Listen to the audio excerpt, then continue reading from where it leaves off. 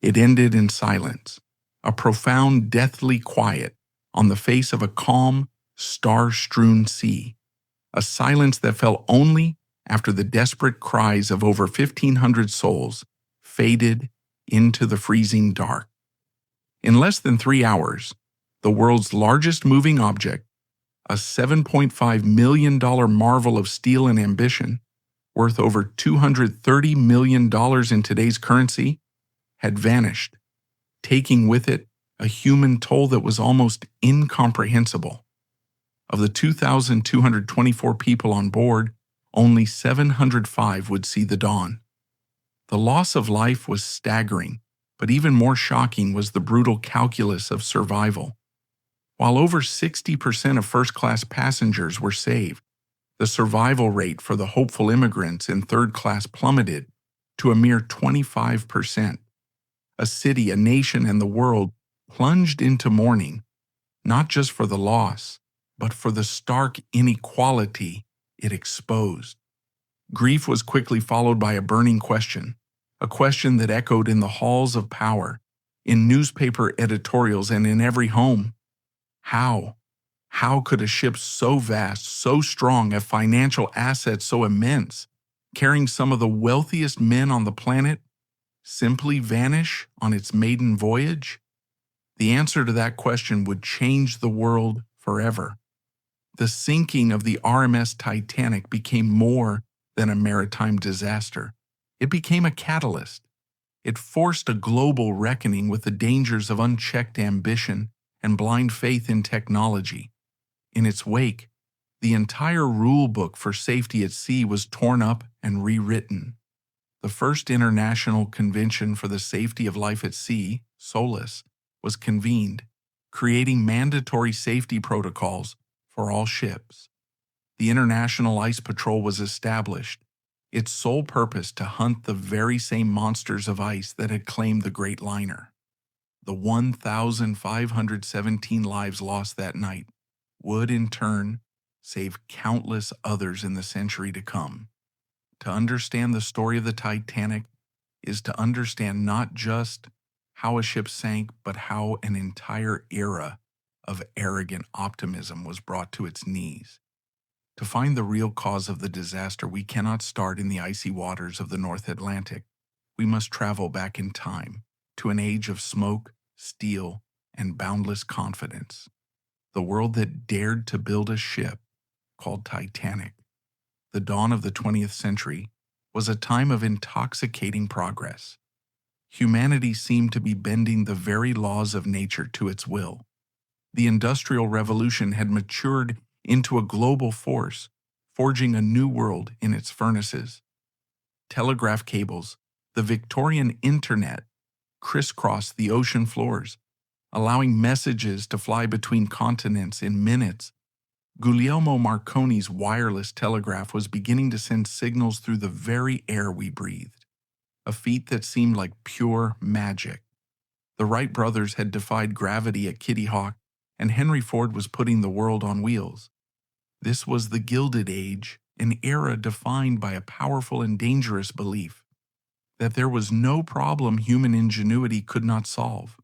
Science and engineering were the new religions, and their temples were the colossal factories, the sprawling railway networks, and the great steel bridges that stitched nations together. There was a palpable sense of destiny, a belief that humanity was on an unstoppable march toward a perfect future, a utopia built of iron and driven by steam. Nowhere was this confidence more apparent than in the arena of transatlantic travel. The North Atlantic was the most important and treacherous shipping lane in the world, the vital artery connecting the old world of Europe with the new world of America. For decades, the journey had been a contest, a brutal, relentless race against time and the elements. The coveted prize was the Blue Ribbon, an unofficial accolade awarded to the passenger liner that could cross the ocean in the shortest time. To hold the Blue Ribbon was a mark of immense national pride and a guarantee of commercial success. For years, the competition had been fierce, primarily between British and German shipping lines. But by 1907, one company had decisively seized the lead. Britain's Cunard Line had unleashed two new marvels upon the world, the Lusitania and the Mauretania. These were not just ships, they were ocean greyhounds. Powered by revolutionary steam turbine engines, they were faster, sleeker, and more powerful than anything that had come before. The Mauretania would capture the Blue Ribbon for the eastbound crossing and hold it for an astonishing 20 years. They were the pride of the British Empire, symbols of its enduring maritime supremacy. For Cunard's chief rival, the White Star Line, this was a corporate humiliation. White Star had once been a pioneer, but now its fleet looked dated and slow. Something had to be done.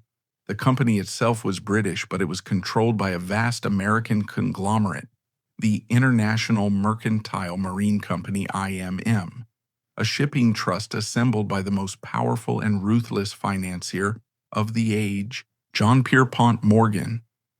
J.P. Morgan had not built his empire on coming in second place. He and the chairman of the White Star Line, Joseph Bruce Ismay, knew they couldn't beat the Cunard Greyhounds at their own game. Competing on speed would be ruinously expensive and likely futile. So they devised a new strategy, a pivot. If they couldn't be the fastest, they would be the biggest and the most luxurious. They would build ships that made the Lusitania and Mauretania look small and cramped. They would create vessels so vast, so stable, and so opulent that the voyage itself would become the destination. Passengers wouldn't choose White Star to save a few hours. They would choose it to experience a level of comfort and grandeur previously unimaginable at sea. It was a bold gamble born of necessity that would lead to the conception of three sister ships, a new class of superliner designed to dominate the Atlantic, not with speed, but with sheer, breathtaking scale. They would be called the Olympic class.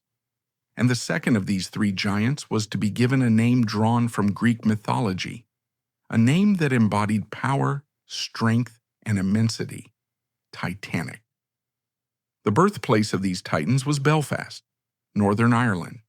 Here, on the banks of the River Lagan, stood the Harland and Wolff shipyard, the largest and most advanced shipbuilding facility in the world. It was a city within a city, a sprawling industrial landscape of workshops, foundries, and slipways, all dominated by the colossal Arrow gantry, a steel structure built specifically to accommodate the construction of the new Olympic-class liners. The vision for these ships was formalized during a dinner meeting in 1907 at a London mansion. The two men at the table were Bruce Ismay, the ambitious chairman of White Star, and Lord William Peary, the chairman of Harland and Wolff. Over fine food and wine, they sketched out their audacious plan. They envisioned three ships that would be over 100 feet longer and 50% heavier than their Cunard rivals. They would offer amenities that would rival the finest hotels in Europe: swimming pools, Turkish baths, squash courts, and a la carte restaurants. The man tasked with turning this grand vision into a physical reality was Harland and Wolff's chief designer, Thomas Andrews.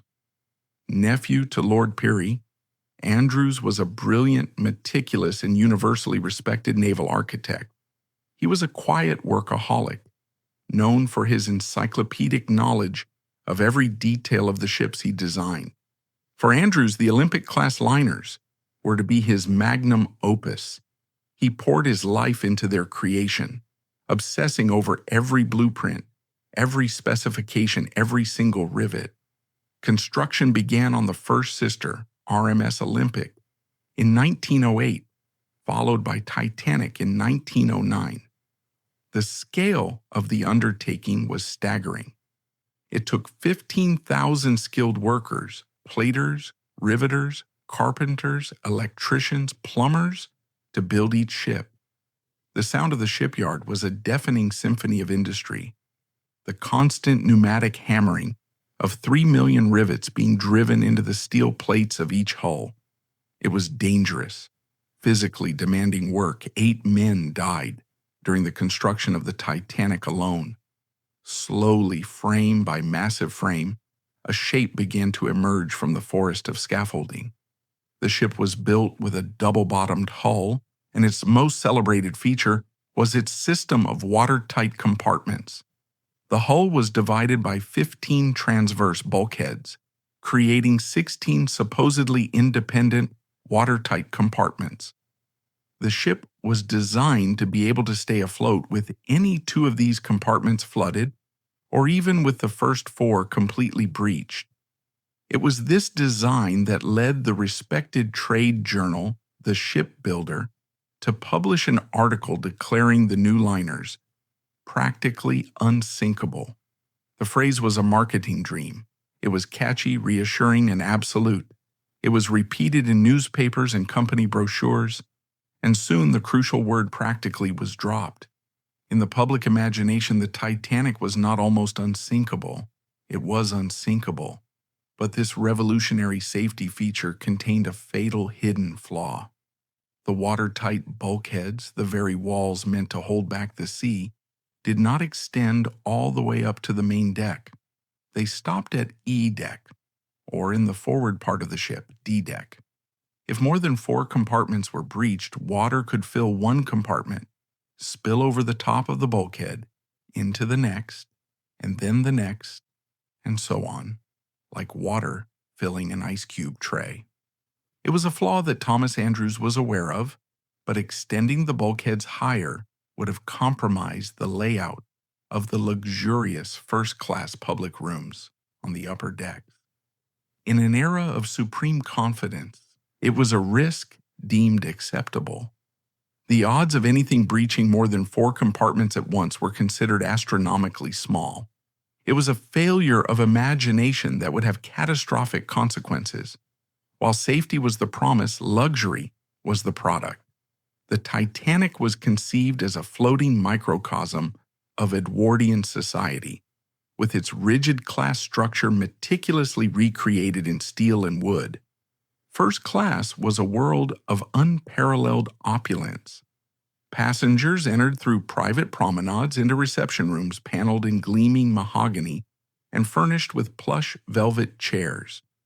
The centerpiece of the ship was the grand staircase, an architectural masterpiece of polished oak, intricate wrought iron grills, and crowned by a magnificent glass dome that flooded the entrance with natural light. The suites were decorated in a variety of historical styles: Louis XVI, Queen Anne, Georgian, and many featured private bathrooms and sitting rooms, a novelty at the time.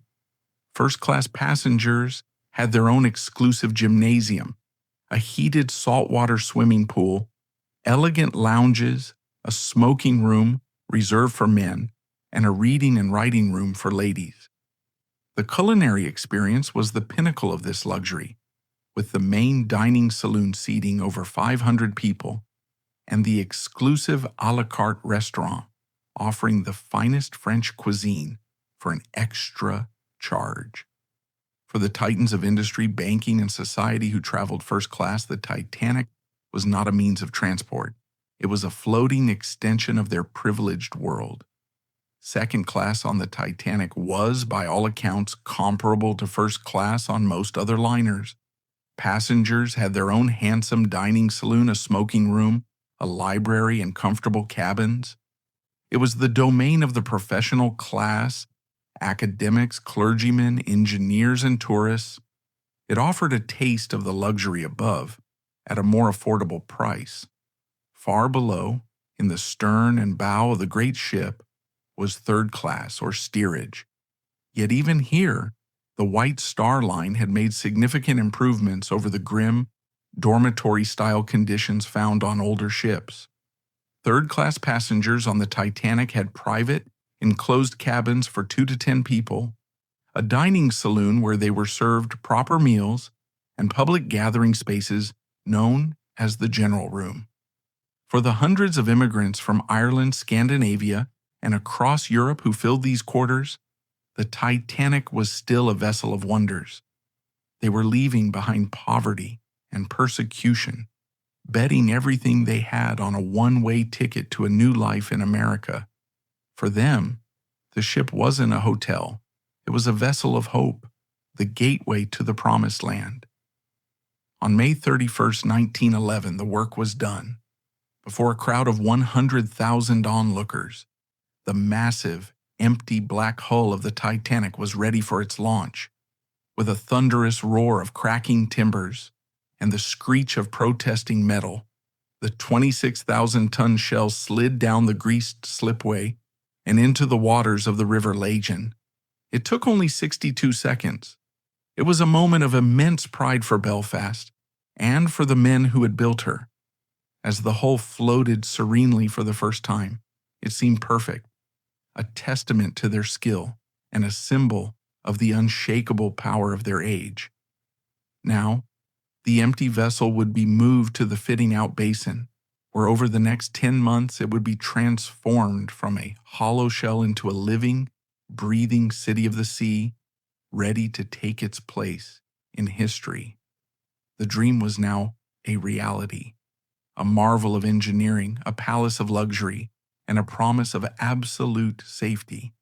But as the great ship was being fitted with its fine carpets and crystal chandeliers, its fate was already being sealed by a confluence of schedules, minor accidents, and human decisions that, in isolation, seemed insignificant.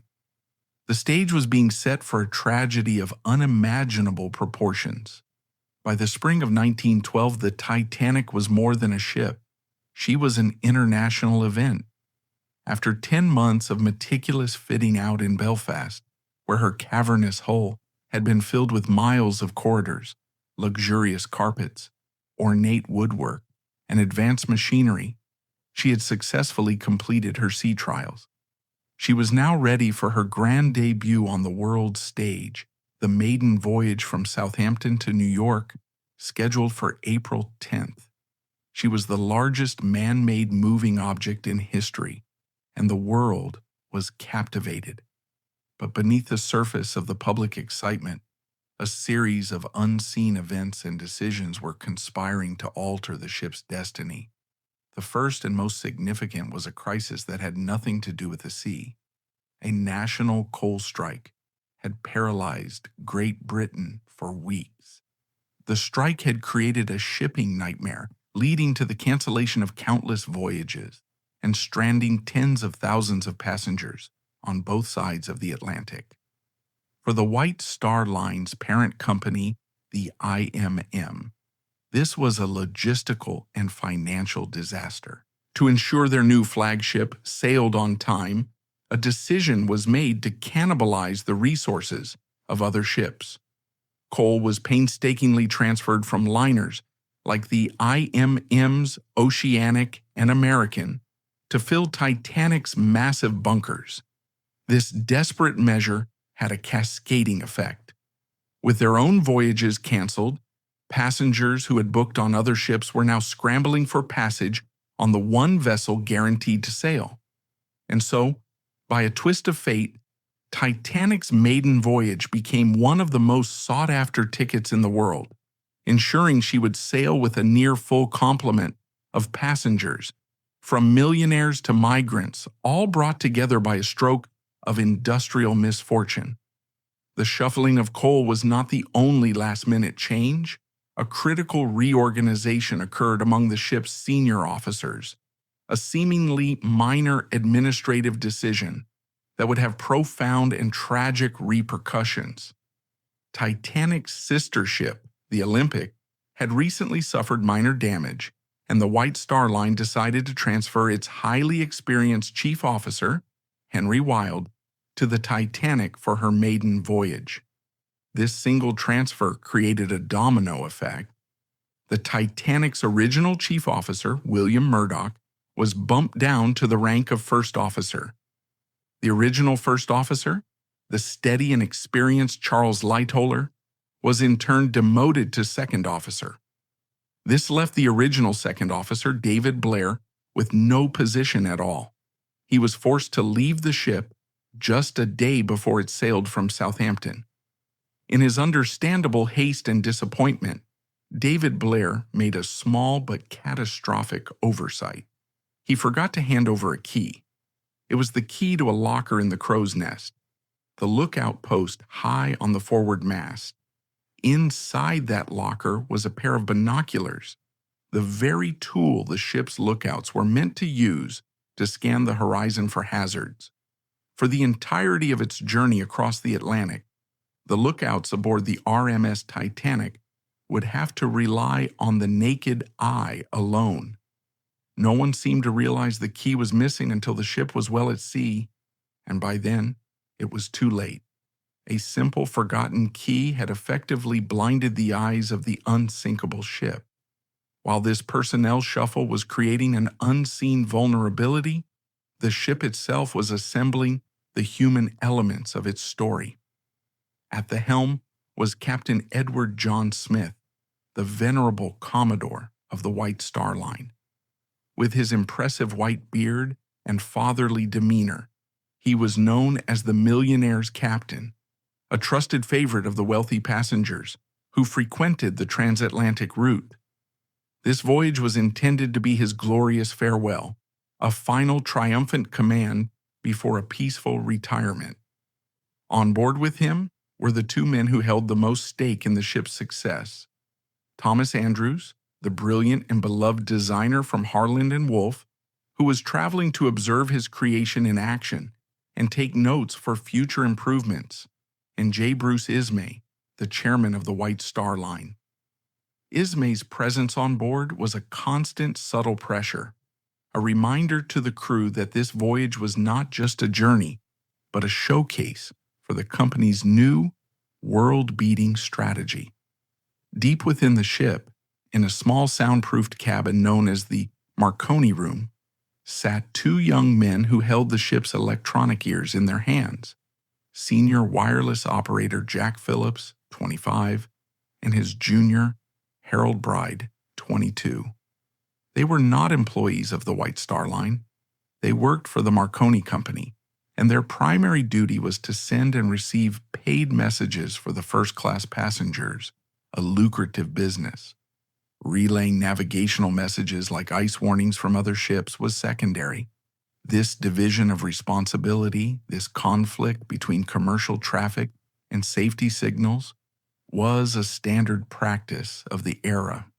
On the Titanic, it would prove to be a fatal one. On the morning of April 10, 1912, the port of Southampton was buzzing with excitement. Boat trains from London arrived, disgorging a river of humanity onto the docks. The Titanic was more than a ship. It was a floating, breathing cross-section of Edwardian society. The first-class passenger list read like a who's who of the Anglo-American elite.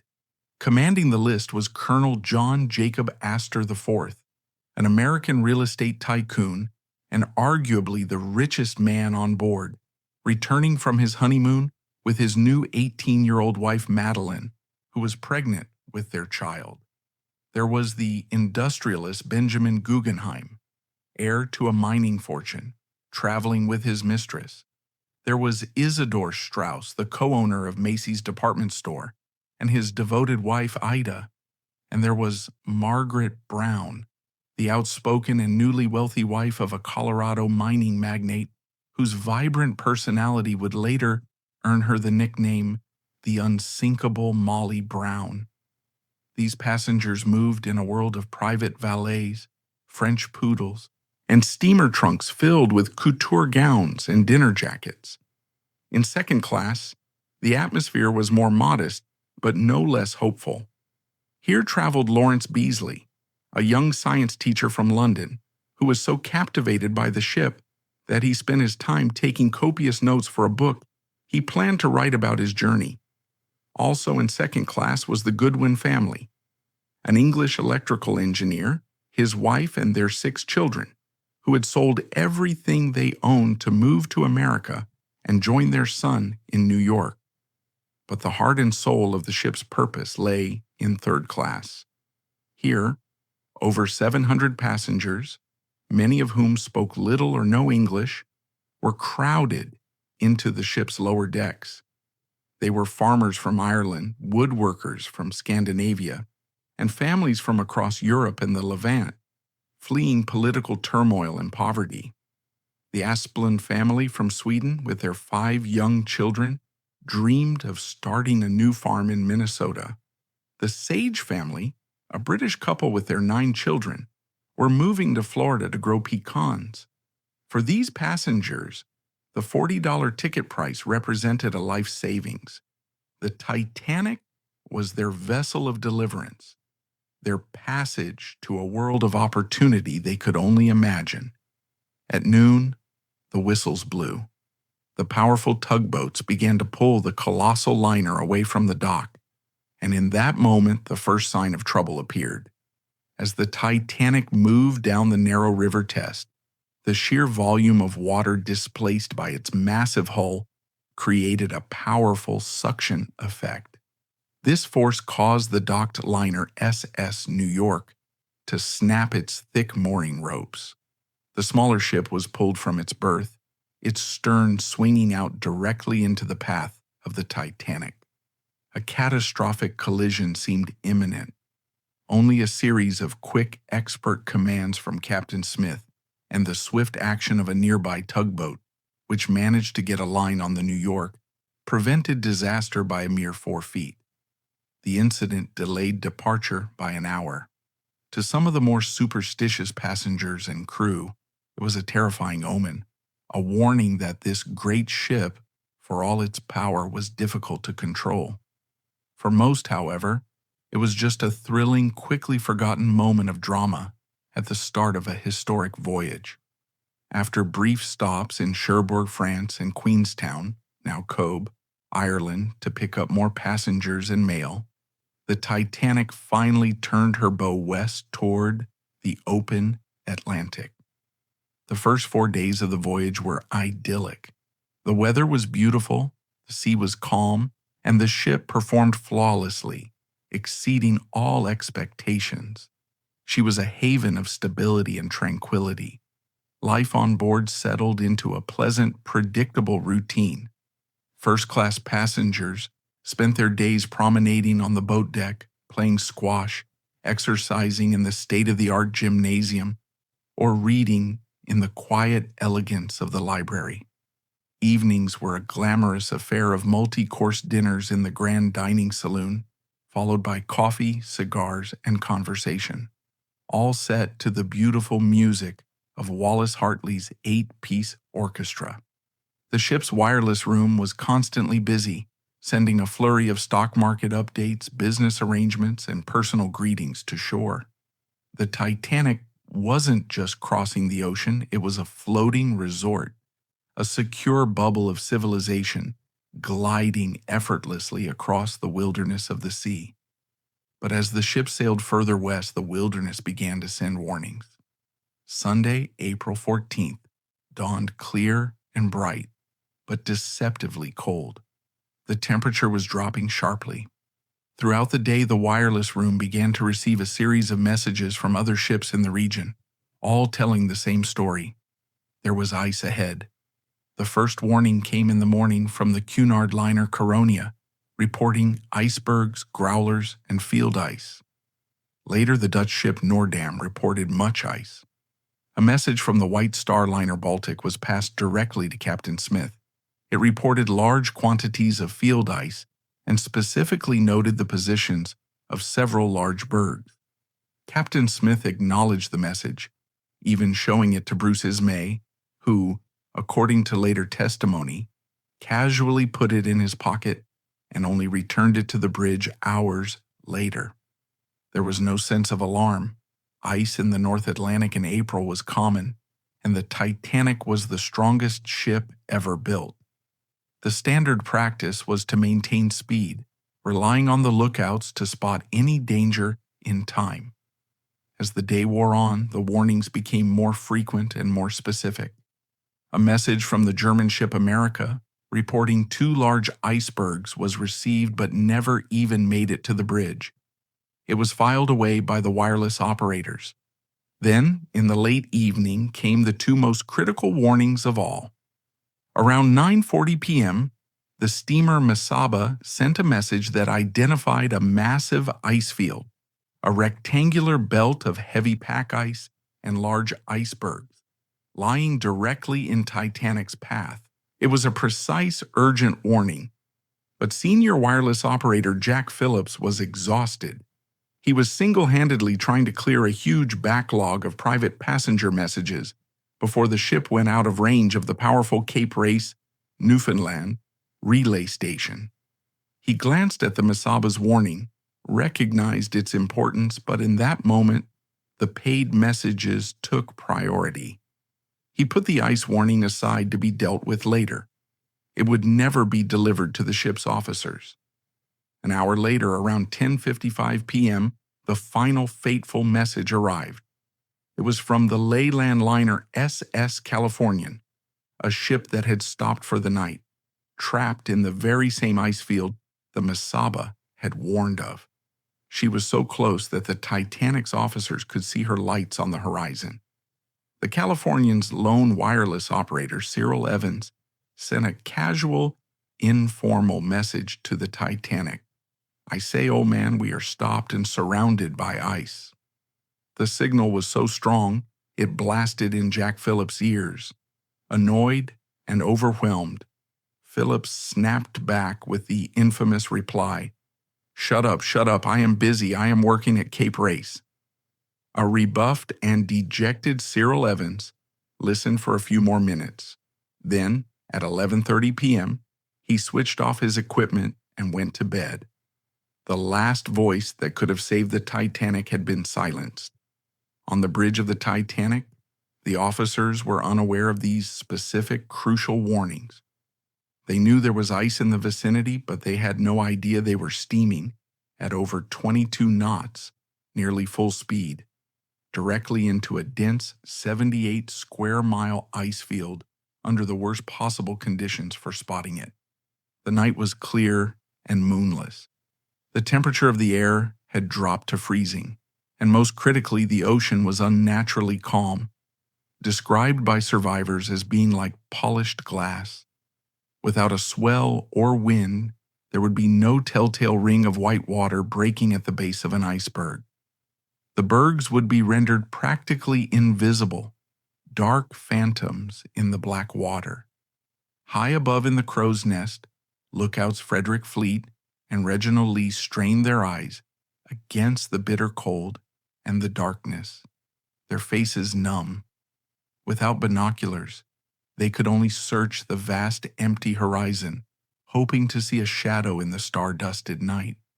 Below them, the great ship plowed onward, a city of light and warmth, oblivious. Nearly all of its 2,200 passengers and crew were asleep, dreaming of their arrival in New York. The time was 11:39 p.m. In the profound silence of the North Atlantic, death was just 60 seconds away. A small human error, a series of missed warnings, and an unwavering faith in their own creation had led the men of the Titanic to this single, irrevocable moment. The laws of physics were about to deliver a brutal lesson to the age of hubris. 11:40 p.m. Sunday, April 14th, 1912. For Frederick Fleet, the world had been reduced to a vast expanse of blackness.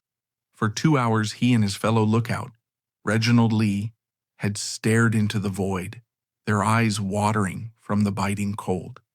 They were searching for a shadow, a subtle break in the line where the star-dusted sky met the glassy sea. Suddenly, Fleet saw it, a shape, darker than the darkness, growing directly in their path. It was small at first, then it grew and grew and grew. An iceberg, a mountain of ancient ice, silent and deadly. Fleet's reaction was instant. He reached for the lanyard and rang the warning bell above him 3 times, the signal for an object dead ahead. At the same time, he snatched the telephone connecting the crow's nest to the bridge. The voice that answered was that of 6th Officer James Moody. Fleet's words were stark, breathless, and would become immortalized in the annals of disaster. "Iceberg right ahead." Moody acknowledged the warning with a calm "thank you" and relayed the message to the man in command of the bridge, First Officer William Murdoch. Murdoch, a seasoned and highly capable Scottish sailor, sprang into action. He barked out a series of rapid-fire commands. To the helmsman he ordered, "Hard a starboard." In the arcane steering language of 1912, this was the command to turn the ship's wheel to the right, which would swing the ship's bow to the port side, or left. Simultaneously, he telegraphed the engine room with the order for full astern, a desperate attempt to slam the ship's colossal brakes. He also pressed the button to close the watertight doors in the ship's lower decks.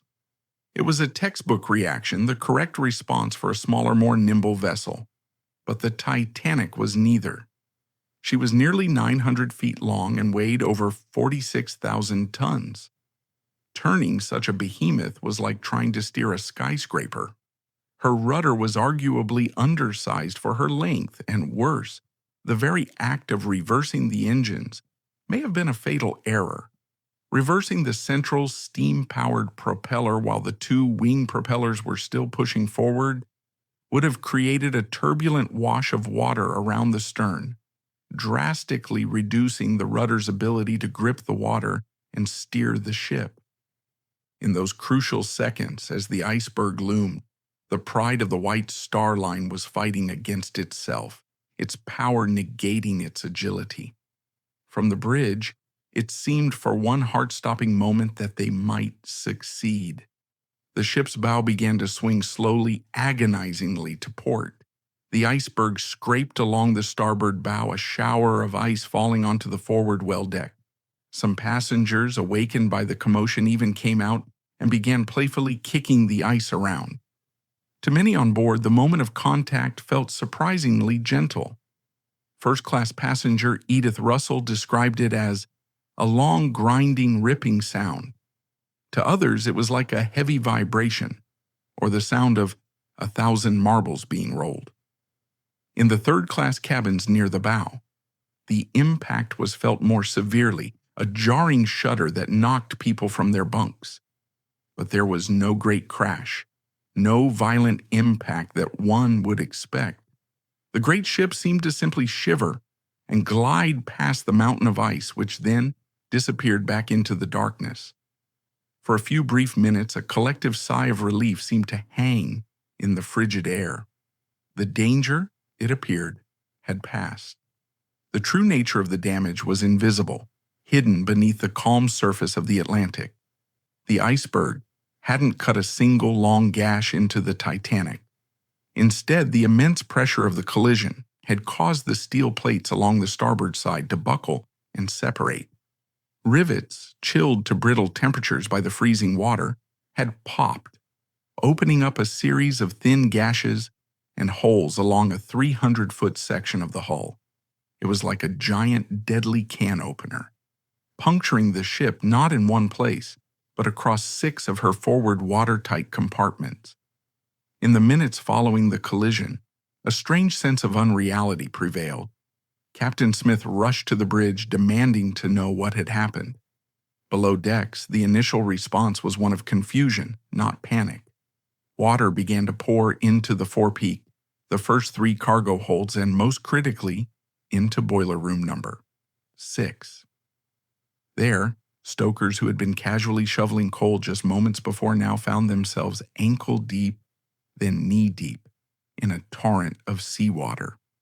Leading stoker Frederick Barrett would later testify to seeing a 2-foot-wide hole open up in the ship's side, the sea rushing in like a fire hose. The watertight door to the adjacent boiler room number 5 was quickly closed, but the damage was already far worse than anyone on the bridge could yet comprehend. The ship that was designed to float with her first 4 compartments breached was now taking on water in 6. The mathematics of her doom were already sealed. Captain Smith, still hoping for the best, sent for the one man who would know for certain. Thomas Andrews. The ship's designer had been in his stateroom reviewing blueprints when he felt the collision. He met the captain on the bridge, and together they descended into the wounded vessel. What they saw confirmed their worst fears. The forward mailroom was flooding rapidly, mail sacks floating in the swirling water. Seawater was gushing into the squash court. The ship was noticeably down by the head, her bow beginning a slow, inexorable dip into the ocean. After a quick tour and a frantic 20-minute calculation using the ship's blueprints, Andrews delivered his verdict to Captain Smith in the quiet of the navigation room. His words were calm, professional, and utterly devastating. The water, he explained, would fill the first 6 compartments. As the bow sank deeper, the water in the forwardmost compartment would spill over the top of the E-deck bulkhead into the next compartment, which would then fill and spill over into the next, and so on. It was the ice cube tray effect he had always known was a possibility. Nothing could stop it. The Titanic, the unsinkable marvel of the modern age, was going to founder. When Captain Smith asked him how long they had, Andrews' reply was a death sentence. An hour and a half, possibly 2. Not much more. In that moment, the world changed. The confidence of an entire era, the faith in steel and steam, dissolved into the cold, hard fact of imminent disaster. For Captain Smith, the decorated veteran on the cusp of retirement, his final voyage had become the ultimate nightmare. He now bore the terrible responsibility of the 2,200 souls on board his dying ship.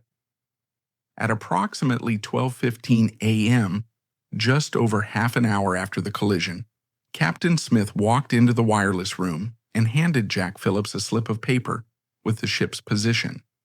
He ordered him to send out the call for assistance. Phillips began tapping out CQD, the standard distress signal of the time, followed by the Titanic's call letters, MGY. Come quick, danger. Again and again he sent the signal, his transmitter's spark crackling into the night. At first there was confusion from the ships that received it. The idea of the Titanic needing help was almost laughable. The operator on the German ship Frankfurt seemed not to grasp the gravity of the situation, but soon reality began to sink in. It was Harold Bride who, while helping Phillips, half-jokingly suggested send SOS. It's the new call, and it may be your last chance to send it. And so, the Titanic began to intersperse its CQD calls with the new international distress signal, 3 dots, 3 dashes, 3 dots. It was one of the first high-profile uses of SOS, a call that would become synonymous with disaster. Their calls were heard. The Russian steamer Burma, the Canadian Pacific liner Mount Temple, and even Titanic's own sister ship, the Olympic, over 500 miles away, all responded, turning to offer assistance. But they were all too far away.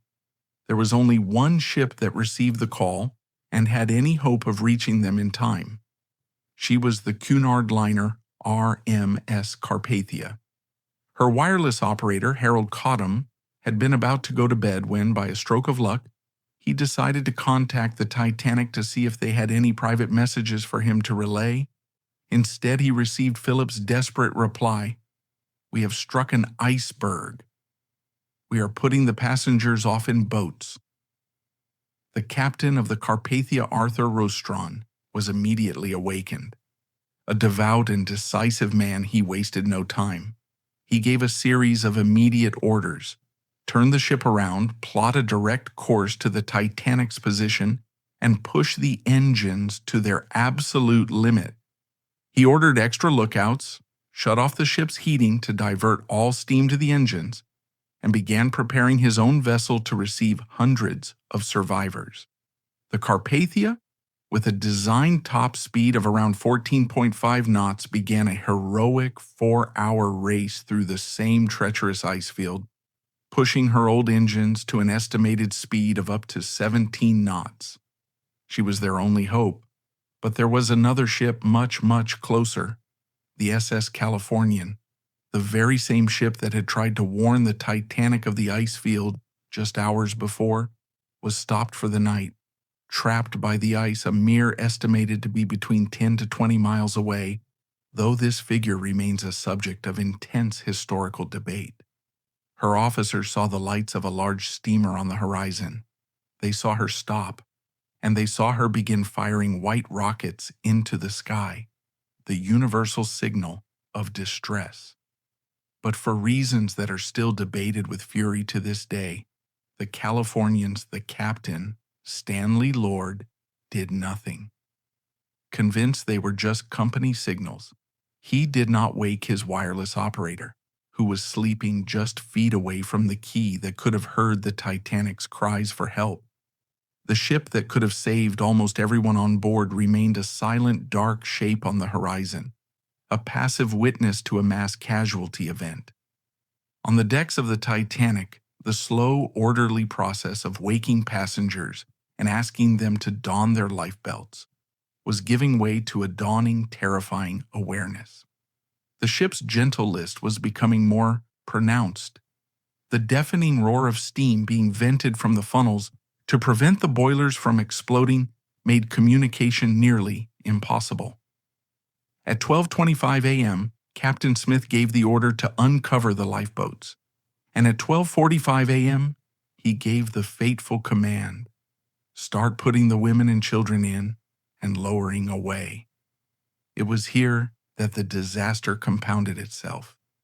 The Titanic carried 20 lifeboats, 16 wooden boats, and 4 collapsible Engelhart boats. This was more than was legally required at the time, but it was still only enough to hold 1,178 people, just over half of the souls on board.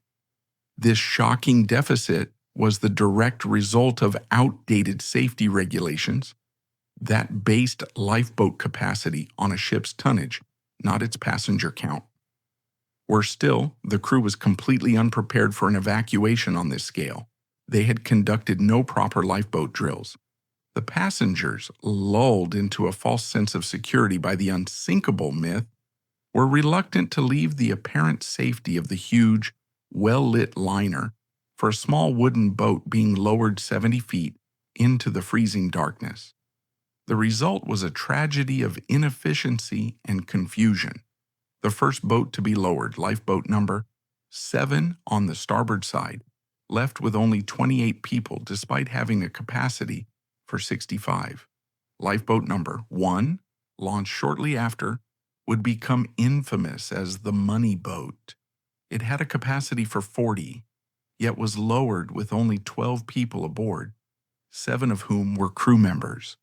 The most damning element was that no one in these early boats thought to row back to pick up more passengers once they were safely in the water.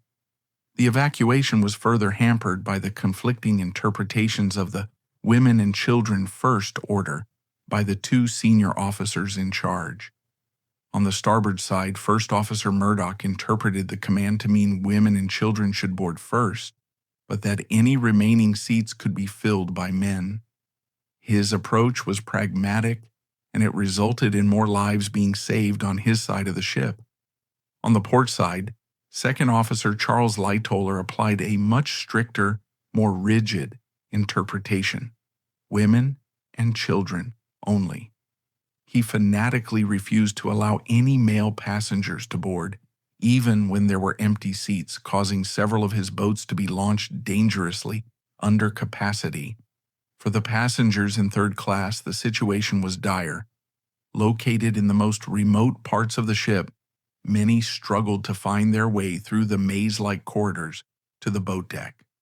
While stories of stewards deliberately locking gates to keep them below are likely exaggerated, the reality was a soft form of discrimination. With a limited number of crew available to guide them, and with language barriers compounding the confusion, steerage passengers were largely left to fend for themselves. By the time many of them reached the upper decks, the majority of the lifeboats were already gone. Amid the chaos, The ship's band, led by Wallace Hartley, made a legendary decision. They assembled on the boat deck and began to play cheerful, upbeat ragtime tunes to help keep spirits up. As the situation grew more desperate, their music shifted to calmer waltzes and hymns. This act of profound grace and courage, playing music in the face of death, has become one of the most enduring and poignant legacies of the disaster. By 2 a.m., the end was near. The ship's forecastle was deep underwater, and the sea was washing over the forward well deck. The last of the lifeboats had departed, leaving over 1,500 people stranded on the rapidly sinking vessel. It was now every man, woman, and child for themselves.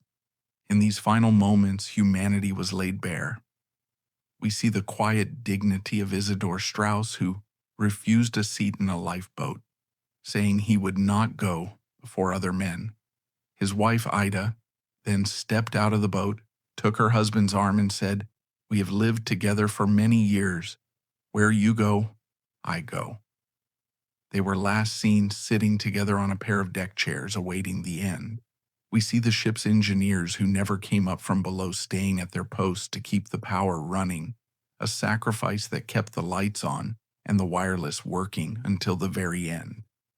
At approximately 2:17 a.m., the great ship's stern rose high into the air, silhouetting it against the stars.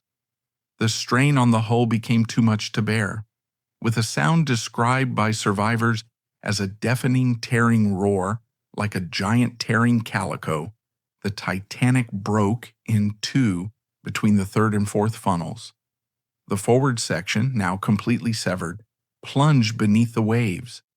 The stern section crashed back into the water, righted itself for a moment, and then as it filled with water, it rose one last time until it was completely vertical.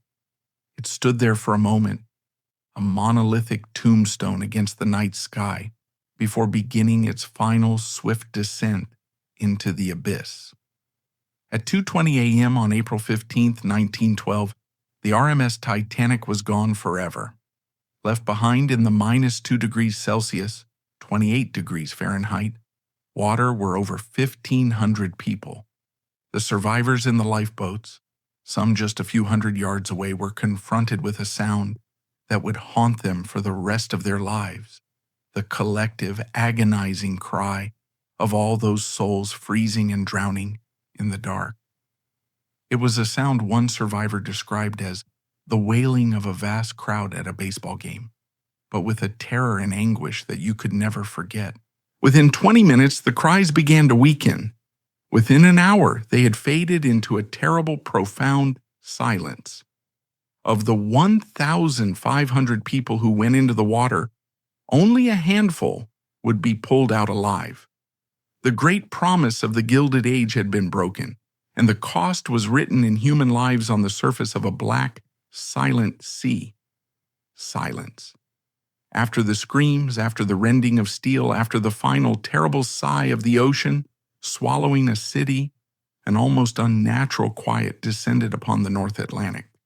For the 705 survivors adrift in 20 lifeboats, the world had shrunk to the dimensions of their small, wooden vessels. They were specks of life in an immense cold void. The immediate horror of the sinking had passed, giving way to a new, gnawing dread, the creeping, lethal cold, and the terrifying possibility that they were alone, lost in a wilderness of water and ice. Hours passed. Hope began to dwindle. But in the chaos of the sinking, one officer, Fourth Officer Joseph Boxhall, had had the presence of mind to grab a box of distress rockets. Throughout the night, he fired them at intervals, green flares streaking into the star-filled sky, a desperate signal of life in the face of overwhelming death. Then, around 4 a.m., a light appeared on the horizon. Not a star, but the masthead light of a ship. It was the RMS Carpathia. Against all odds, Captain Arthur Rostron had driven his small Cunard liner through the dark, through the same treacherous ice field that had claimed the Titanic at a speed his ship was never designed to achieve. He had risked his own vessel and the lives of his passengers and crew on a desperate mission of mercy. As the Carpathia drew closer, cautiously navigating past towering icebergs that now glowed a ghostly white in the dawn, the true scale of what had happened became apparent. There was no mighty liner to be seen. There was only the vast, empty ocean and the scattered flotilla of lifeboats. The rescue was a slow, arduous, and emotionally wrenching process. The crew of the Carpathia, under the masterful direction of Captain Rostron, had prepared for every contingency. Rope ladders, slings, and even mail cranes were used to hoist the freezing survivors aboard. The first to be brought up was Elizabeth Allen from lifeboat number 2 at 4:10 a.m. Over the next 4 hours, the grim process continued. The survivors were in a state of profound shock. Some were silent and numb, others wept uncontrollably. Many of the women whose husbands had seen them safely into the boats with promises to follow in another scanned the horizon, refusing to believe there were no more boats to come. The crew of the Carpathia worked with quiet compassion, distributing hot coffee, soup, brandy, and blankets. The ship's own passengers gave up their cabins and donated their clothes to the survivors, many of whom had escaped with nothing but the nightgowns on their backs. The scene was a heartbreaking tapestry of human loss. Second Officer Lightoller, who had survived by clinging to an overturned collapsible boat for hours, was the last person brought aboard, his body so numb he could not climb the ladder. Harold Bride, the junior wireless operator, was carried aboard with severely frostbitten feet. Yet he would soon drag himself to the Carpathia wireless room to help send out the news. Bruce Ismay, the chairman of the White Star Line, came aboard in a daze and was immediately sequestered in the ship's doctor's cabin, where he reportedly remained for the rest of the voyage, staring into space, a man broken by the weight of the disaster he had overseen and survived. The Carpathia, once a cheerful holiday cruise ship, had become, as one of its own passengers described it, the ship of widows. Captain Rostron made one final grim search of the area. He saw only the debris of the great ship, deck chairs, pieces of woodwork, a child's toy, and the silent floating bodies of the dead, each held afloat by its cork life preserver. Realizing there was nothing more he could do, and with his own ship now dangerously overcrowded and low on supplies, Rostron gave the order to turn west. He would not head for the nearest port of Halifax, which was closer but still threatened by ice. He would take the survivors to their original destination, New York City. As the Carpathia steamed west, a strict radio silence was imposed by Captain Rostron. He wanted to ensure the official news was accurate and that all his bandwidth was dedicated to transmitting the list of survivors. But in the information vacuum, rumor and speculation ran rampant. The new technology of wireless telegraphy, which had been the only hope of rescue, now became a vector for confusion and false hope. On the evening of April 15th, based on incomplete and garbled wireless reports, some of the world's most reputable newspapers ran headlines that were tragically wrong. Titanic being towed to Halifax, one declared. Another, from the New York Evening Sun, stated all saved from Titanic after collision. For a few brief, joyful hours, families on both sides of the Atlantic celebrated. The White Star Line's New York office, managed by Vice President Philip Franklin, initially assured anxious crowds that he was confident the ship was unsinkable and that everyone was safe. But the truth, grim and undeniable, was slowly making its way from the middle of the ocean. Harold Bride and the Carpathia's operator, Harold Cottam, working tirelessly, began transmitting the definitive news and the precious list of survivors. The message was picked up by the Titanic's sister ship, Olympic, and relayed to shore. When the news finally broke, the emotional whiplash was staggering. The relief and joy of the previous day turned to horror and disbelief. Crowds once again mobbed the White Star Line offices, but this time their faces were filled with anguish and a rising anger. The public had been sold a story of an infallible ship, a triumph of modern technology. That story had been a lie. The loss of life was on a scale that was simply incomprehensible. The world was not just mourning, it was demanding answers. On the evening of Thursday, April 18th, the RMS Carpathia sailed into a storm-lashed New York harbor. Despite the torrential rain, a crowd of 40,000 people stood in somber silence at the docks, their faces illuminated by the incessant ghostly flashes of photographers' magnesium flares. The ship first docked at the White Star Line's Pier 59 to unload the Titanic's empty lifeboats, a haunting physical testament to the disaster. Then it moved to the Cunard Pier to finally disembark the survivors. The story was now a global obsession, and the forces of law and politics moved with astonishing speed. Before the survivors had even set foot on dry land, the American government had acted. A U.S. Senate subcommittee, chaired by the pugnacious Republican senator from Michigan, William Alden Smith, had already been formed. As the surviving officers and Bruce Ismay came down the gangplank, they were met not with sympathy but with subpoenas. The American inquiry had begun. Senator Smith's investigation was aggressive, populist, and at times theatrical. He knew little about maritime law or naval architecture, which led to some famously ignorant questions, such as asking why passengers didn't just get into the watertight compartments. But his relentless, bulldog-like pursuit of the truth captivated the nation. For 18 days, the inquiry, held at the Waldorf Astoria Hotel in New York, grilled every key survivor. Bruce Ismay was its first and most prominent witness.